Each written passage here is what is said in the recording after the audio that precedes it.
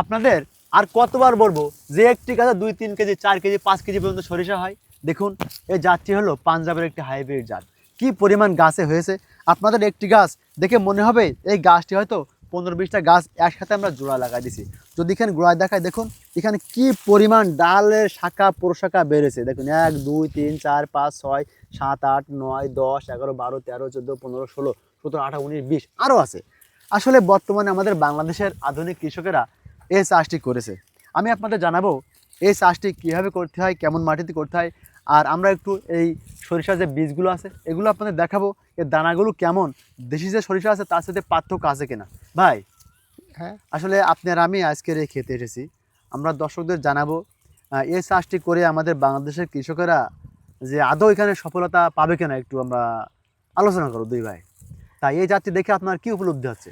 না আসলে কেন সফলতা পাওয়া যাবে না, এখানে যে জিনিসটা একটু আগে আপনি দেখালেন যে এখানে একটি গাছ থেকে কতটি শাখা প্রশাখা, এবং এখানে যে একটা ঝাড় ঝাড় দেখুন, এই গাছে না হলেও তো আমার মনে হয় 3-4 কেজি সরিষা আসে। তাহলে এই যেখানে আমাদের দেশি সরিষা একটা গাছ হয়, একটা গাছ থেকে এভাবে সরিষা হয়, তাও এত পরিমাণ ফলন হয় না। আর সেখানে একটা গাছ থেকে না হলে 25-30টা হচ্ছে শাখা প্রশাখা বের হয়েছে, আর প্রত্যেকটাই এরকম সরিষা, তাহলে কেন লাভবান হবে না? এই গাছটা দেখেছেন কত বড়, হ্যাঁ। জ্বালানেও কিন্তু বেশি। হ্যাঁ, অনেক ওই যে এই যে শীতের সময় না, ওই যে রড জ্বালানোর ক্ষেত্রে কিন্তু সরিষার গাছ ব্যবহার করা হয়, এবং এই একটা সরিষা গাছ থেকে তো অনেক জ্বালানি বেরিয়ে আসে। আমার মনে হয় আমাদের মা বোনেরা এক বাজে ভাত রান্না করে তার জন্য একটি গাছ, একটি গাছই যথেষ্ট। হ্যাঁ, তাই না? হ্যাঁ, হ্যাঁ, আর এখান থেকে তেলও বেশি হবে অবশ্যই। আচ্ছা আমরা আবার দর্শকদের এই তেলের কিন্তু ঝাঁজও বেশি, ঝাঁঝও বেশি, তাই না? ঝাঁজও বেশি। আচ্ছা দর্শকদের আমরা একটা দানা দেখাই, একটা গাছের বোটার থেকে কিছু ফলসের দানা দেখাই। দর্শক আমরা একটা দানা দেখাবো আপনাদের, এখনো পরিপক্ক হয়নি, পাকেনি, তো এই জন্য দেখানো না, যাচ্ছে তারপরে দেখুন এই এটা দেখেন। একের বলের মতো, মানে কত বড় বড় মার্বেল, মনে হচ্ছে ছোট সেই চুই চুই মার্বেল। হ্যাঁ হ্যাঁ হ্যাঁ, তা দেখুন কত বড় বড় হয়েছে। ভাই এখানে এই গাছ আপনার জানা আছে কি বলবেন যে এই সরিষার চাষ করতে হলে কেমন মাটিতে উপযোগী? এটা সাধারণত বেলে দশলে ভালো হয়। ভালো হয় এখানে হ্যাঁ। সার মাটি কেমন দিতে হবে? সার মাটি তো আসলে বেশি দেয়া লাগে না। প্রথম যে জিনিসটা পরিচর্যা, মাঠ তৈরি করার পরে, মাটি তৈরি করার পরে এর দূরত্বটা বজায় রাখা সবচেয়ে বড় বিষয়। আচ্ছা একটা গাছ থেকে আর একটা গাছের দূরত্ব কেমন দিতে হয়? এই যে 3 ফিট, এখানে একটু খেয়াল করে দেখুন, ওই গাছ আর এই গাছ দেখুন, 2 গাছের মাঝখানে দূরত্বটা দেখুন, 3 ফিট দূরত্ব রেখে কিন্তু দিতে হয়। এরা কি সুতা দিয়ে পিলে করে বীজ রোপণ করতে হয়? হ্যাঁ, পিলি সিস্টেম তো যে কোনো চাষের জন্য ভালো, কারণ পিলি সিস্টেম মানে ভিতরে বাতাস আলো সবকিছু সুন্দরভাবে পাবে। আর গাছ যখন বড় বড়, এখানে পিলি সিস্টেম তো অবশ্যই করতে ফাঁকা হবে। ফাঁকা করে রোপণ করতে হ্যাঁ, হবে, ফাঁকা ফাঁকা করে রোপণ করতে যেমন ভুট্টা রোপণ করতে হয়, ভুট্টার বীজ রোপণ রোপণ করতে হয়। করতে হয়, কিন্তু ভুট্টার থেকেও এটা ফাঁকা করতে হয়। ভুট্টার থেকেও? হ্যাঁ, কারণ ভুট্টার তো একটা গাছ বেড়ে উঠতেছে, আর এখানে ঝাড় যে পরিমাণ 25-30টা শাখা, তাহলে এর তো জায়গা বেশি লাগে, এই জন্য 3 ফিট। ভুট্টা তো আর 3 ফিট দেওয়া লাগে না, কিন্তু এই সরিষা কিন্তু 3 ফিট।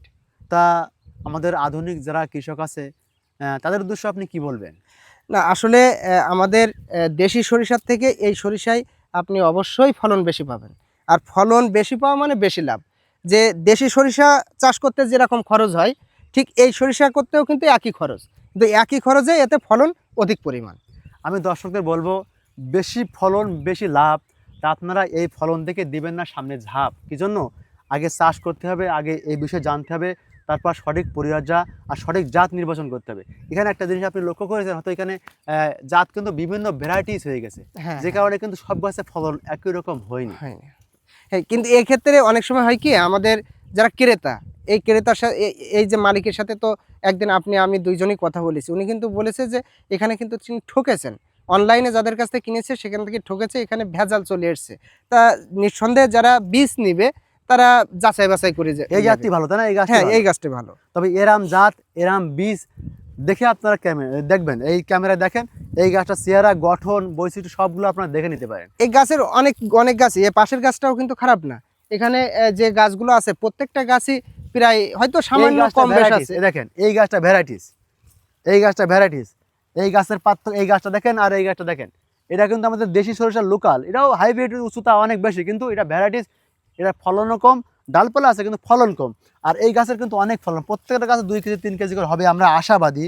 আর এটা সঠিক পরিমাপ করা যাবে যখন, তখন আমরা বলতে পারবো অ্যাকুরেট যে কতটুকু হচ্ছে, তাই না? হ্যাঁ, হ্যাঁ, আরেকটা তথ্য দিই, যারা বাজারের সয়াবিন তেল খান বা আদার্স তেল খান, সরিষার তেল কিন্তু আপনাদের স্বাস্থ্যের জন্য খুবই উপযোগী, এবং যেখানে সয়াবিন তেল যদি 100 গ্রাম লাগে, সেখানে কিন্তু এই সরিষার তেল মাত্র 50 গ্রাম তেল লাগে, যদি আপনারা ঠিকভাবে রান্না করতে পারেন। তা আমি আপনাদের বলবো, যারা আধুনিক কৃষক এবং পূর্বের কৃষক আছেন, তারা সঠিক জাত নির্বাচন করবেন, সঠিকভাবে পরিচর্যা করবেন, তাহলে অবশ্যই এখান থেকে ভালো ফলন পাবেন, আপনি হবেন স্বাবলম্বী। সকলে ভালো থাকুন। আসসালামু আলাইকুম।